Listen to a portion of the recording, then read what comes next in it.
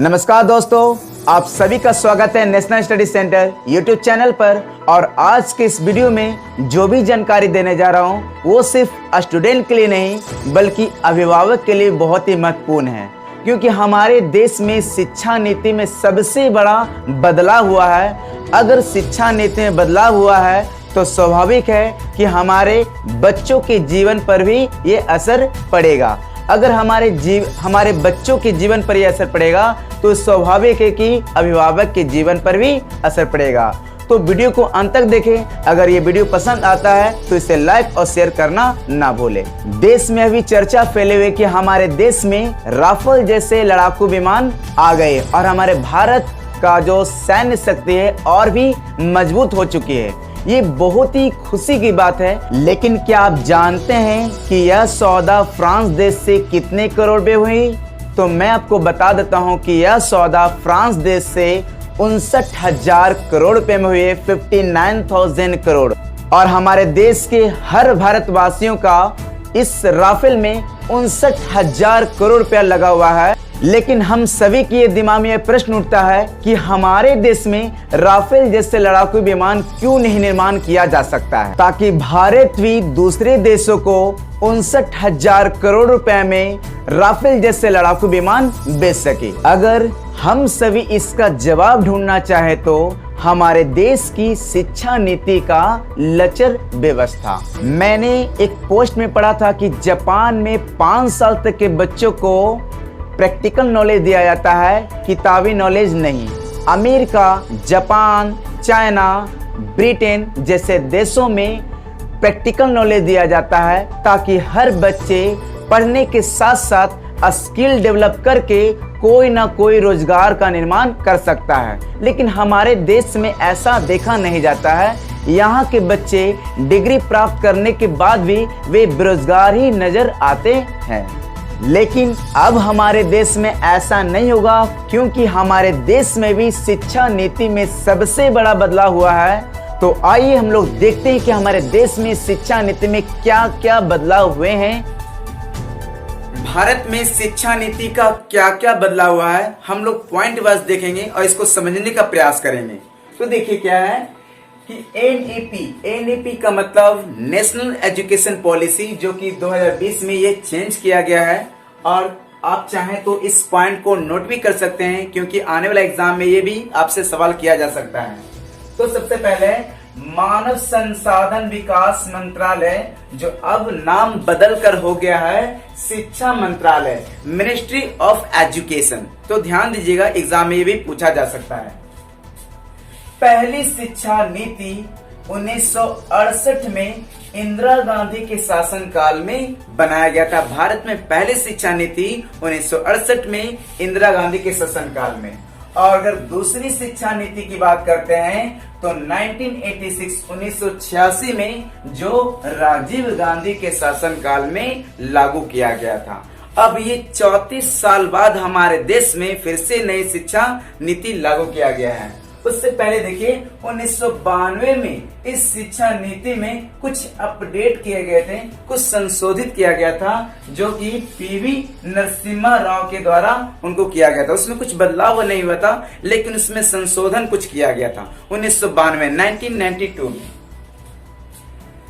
शिक्षा पर सरकारी खर्च 4.43% से अब बढ़कर 6%, जीडीपी का 6% तक करने का निर्णय लिया गया है। जो पहले शिक्षा पर 4.43% जो खर्च होता था, अब उसको 6% बढ़ाकर करने का निर्णय लिया गया है। भारत में शिक्षा नीति का बदलाव 34 साल बाद हुआ है। इसके पहले 1986 में हुआ था। अब 34 साल बाद फिर से भारत में 2020 में शिक्षा नीति का बदलाव किया गया है। इस बदलाव में 10+2 को फॉर्मेट को समाप्त कर दिया गया है और अब जो है 5+3+3+4 फॉर्मेट को लागू किया गया है। तो आइए हम लोग समझते हैं कि आखिर ये 5+3+3+4 है क्या, इसको जानने का प्रयास करते हैं। तो देखिए इसे कहा गया पहले जो 5 साल के जो बच्चे होंगे उस स्टेज को फाउंडेशन स्टेज कहा जाएगा। उस बच्चों में नींव डाला जाएगा, जिसमें 3 साल के बच्चों को प्री प्राइमरी बोला जाएगा। 3 साल के जो बच्चे हैं उसमें pre nursery class, nursery class, KG class, ये 3 साल बच्चे इस स्थिति में गुजारेंगे। इसमें किसी तरह का पढ़ाई नहीं होगा, इसमें सिर्फ प्ले के माध्यम से बच्चों को एक फाउंडेशन तैयार किया जाएगा।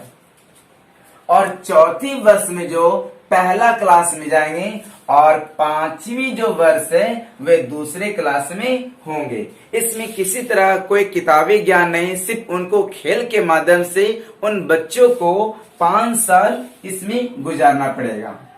और ये तो कुछ समझ में आएगा कि 5 साल क्या होगा। तो 3 साल प्री प्राइमरी के और चौथे साल पहला क्लास और 5वीं साल दूसरा क्लास में। ये 5 आई थिंक मेरे ख्याल से ये 5 समझ में आ गया होगा। ये 5 + 3 + 4 है क्या। तो देखिए अब हम लोग तीसरे ये 3 को समझते हैं क्या है।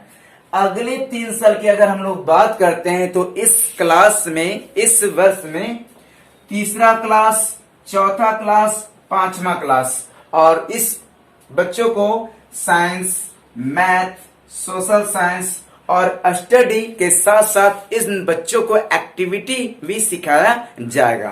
तो ये 5 क्लियर हो गया आपका, ये 3 क्लियर हो गया। अब देखिए है 3 क्या है। तो देखिए अगले जो 3 साल होगा वो क्लास 6, 7, 8 के बच्चे रहेंगे और इस स्टेज को बोला जाएगा मिडिल स्टेज कहा जाएगा।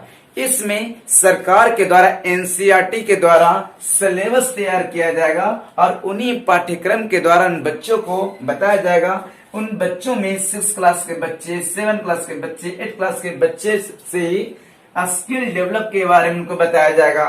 उनको कंप्यूटर कोडिंग सिखाया जाएगा, सॉफ्ट डेवलपमेंट सिखाया जाएगा और उन्हीं बच्चों को एक रीजनल एरिया पर इंटर्नशिप पर भी भेजा जाएगा कि आखिर जो उन्होंने सीखा एक प्रशिक्षण के तौर पर दूसरी जगह जाकर के उनको सीखना होगा और अपना वर्क का परफॉर्मेंस देना होगा। ये सारे जो बताया जा रहा है जो नियम, ये विदेशों में कई साल पहले लागू हो रहा है। तो चलिए हमारे देश में देर से आया लेकिन दुरुस्त होगा।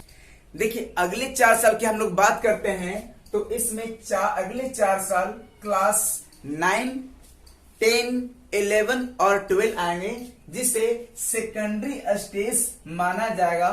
और इन 9, 10, 11, 12 क्लास के बच्चों को ही उसी समय से गोल डेवलपमेंट के बारे में बताया जाएगा कि आखिर उनका गोल क्या है और क्या लक्ष्य है। जो आपका लक्ष्य है उधर ही आप अपना फोकस कीजिए। और इसमें क्या एनालिटिकल अप्रोच भी उस चीज के बारे में, विश्लेषणात्मक चीजों के बारे में बताया कि आप जो भी कुछ करना चाह रहे हैं, आपका जो भी लक्ष्य है, आप उधर ज्यादा से ज्यादा विश्लेषण करें और फोकस करें। तो और इन छात्रों को जो पहले ऐसा होता था कि साल भर में एक बार एग्जाम देते थे और बच्चे क्या करते थे, अगर मार्च में एग्जाम होता है तो जनवरी फरवरी से पढ़ना स्टार्ट करते हैं। फरवरी से स्टार्ट होता एग्जाम होता है तो दिसंबर और जनवरी में कुछ गेस्ट पेपर या मॉडल पेपर लेकर के क्रैश कोर्स ज्वाइन करके और कुछ परीक्षा के लिए वो पास कर जाते थे। लेकिन अब ऐसा नहीं होगा। सरकार की नीतियों के अनुसार अब उन्हें सेमेस्टर वाइज एग्जाम देना होगा। तभी तो कुछ बच्चों को डर रहेगा, सारे बच्चों को, कि हाँ 6 महीने में अगर इस सेमेस्टर में पास नहीं होंगे तो शायद अगला सेमेस्टर में हम लोग ना पहुंच पाए। तो कहीं ना कहीं हर बच्चे अब सेमेस्टर वाइज एग्जाम देंगे और ये सही होगा कि परीक्षा से गुजरना पड़ेगा, सेमेस्टर परीक्षा से गुजरना पड़ेगा। जिस तरह से पॉलिटेक्निक या ITI के बच्चों को जो सेमेस्टर वाइज होता है, उसी तरह से अब 9 क्लास, 10 क्लास, 11 और 12 क्लास के बच्चों को भी सेमेस्टर एग्जाम से गुजरना होगा, जो कि ये बहुत अच्छा निर्णय है। शायद ये पहले हो जाना चाहिए। चलिए कोई बात नहीं, अब स्टार्ट हो गया। अगर हम लोग बात करते हैं आफ्टर 12 क्लास और 12वीं के बाद क्या होगा, तो 12वीं के बाद सरकार की नीतियों के अनुसार एक और सिस्टम लागू किया गया है जो multiple entry and exit system भी होगा। अगर किसी बच्चे का किसी कारण अगर बीच में पढ़ाई छोड़ देता है, पैसे के कारण और भी किसी कारण से, तो उन्हें किसी तरह कोई डिग्री नहीं मिल पाता था। लेकिन अब ऐसा नहीं होगा, अगर वो 1 साल भी करता है तो उन्हें कुछ डिग्री मिलेगा। तो देखिए क्या होता है, ग्रेजुएशन 4 साल का हो गया है। अब ये बीए, बीएससी, बीकॉम ये सिस्टम वो अब खत्म होगा। जो पहले बोलते थे कि हम बीए लिए हुए हैं, बीएससी लिए हुए हैं, बीकॉम लिए हुए हैं, ये सारे सिस्टम को रद्द किया गया है। अब ये अगर कोई बच्चा फर्स्ट ईयर भी पास करता है और उसके बाद पढ़ाई को ड्रॉप कर देता है किसी कारणवश, तो उन्हें ग्रेजुएशन सर्टिफिकेट दिया जाएगा। अगर सेकंड ईयर पास कर जाता है तो उन्हें ग्रेजुएशन डिप्लोमा दिया जाएगा। और किसी कारण से वो पढ़ाई छोड़ दिया बीच में 2 साल, तो उन्हें भी एक डिग्री मिलेगा, और जो कि वो क्या रहेगा, ग्रेजुएशन डिप्लोमा। अगर वो 3 साल वो पूरा कर लेता है तब उनको एक ग्रेजुएशन का डिग्री मिल जाएगा, और वो जो स्टूडेंट हैं वो जॉब और कंपटीशन के लिए एप्लीकेबल हो जाएंगे। वो जॉब के फॉर्म को भर सकते हैं, यूपीएससी, बीपीएससी जो भी आता है, वो 3 साल की डिग्री प्राप्त करने के बाद वो सारे बच्चे वो फिलअप कर सकते हैं जो पहले से था। और वो 4 साल अगर और भी पढ़ाई करना चाहते हैं तो 4 साल जो कुछ भी किए हैं उन 4 सालों का वो रिसर्च करेंगे कि आखिर वो 4 साल में क्या क्या किए हैं। अब ये तो ग्रेजुएशन की बात हो गई, लेकिन अगर हम लोग पोस्ट ग्रेजुएट की बात करते हैं, पीजी की बात करते हैं, तो अगर कोई बच्चा 3 साल पूरा कर लेता है और अगर पीजी, तो आपको वो 2 साल करना पड़ेगा। अगर 3 साल ग्रेजुएशन करने के बाद पीजी में एडमिशन लेता है तो वो 2 साल। लेकिन अगर ये ग्रेजुएशन पहला first year, second year, third year और फोर्थ ईयर ये चारों ईयर पास कर लेता है, तो उनके लिए जो पीजी होगा, पोस्ट ग्रेजुएट होगा, वो सिर्फ 1 साल का ही उनको करना पड़ेगा। क्योंकि हर हालत में आपको 5 साल देना पड़ेगा। ये 4 साल यहाँ और 1 साल यहाँ, 5 साल।